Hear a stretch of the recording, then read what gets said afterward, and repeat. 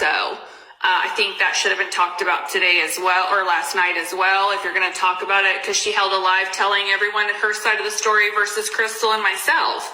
I think a lot of people were frustrated last night with some certain facts that were thrown and facts that were left out.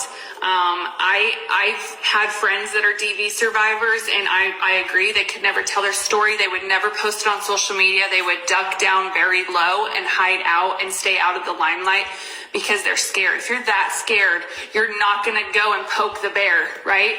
You're not going to go and antagonize. You're not going to send out cease and desist and then play Tupac in your car when you're on your way to serve a warrant or whatever.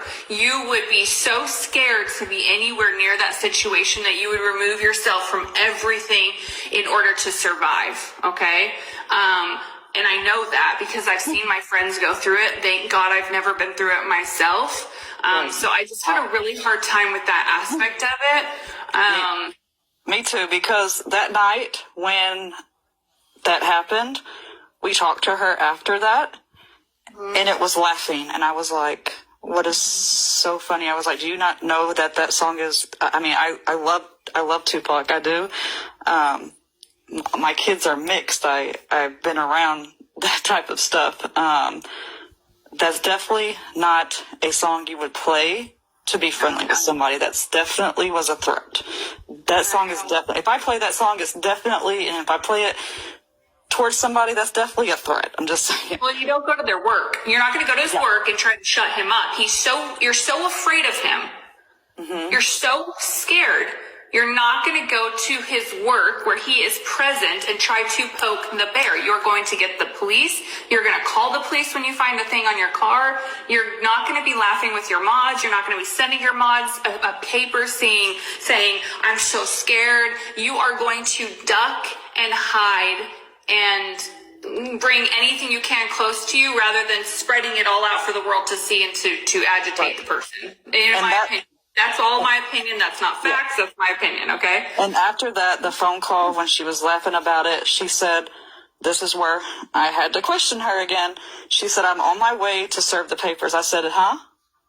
I said, you're serving papers? I was like, she's like, yeah, we're that's where we're going right now. It's to his house. And I was like, and where I live at, you have to have a, police officer do that for you. Right.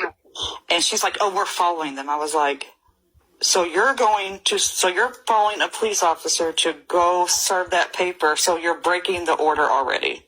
Mm-hmm. What? Yeah, that's how I feel. Going back to the domestic violence thing, I am a survivor of domestic violence. I was married to my ex-husband for 10 years. He basically almost killed me.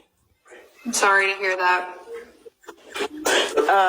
So I take that very serious, and it's something that as a domestic violence person, that's been through it, Survivor. You have that trauma for the rest of your life. It's not a little trauma. I got a divorce, and I didn't want I didn't want to date anybody. I didn't want to be with anybody. Mm-hmm. And months later, my husband came my husband now came into the picture. So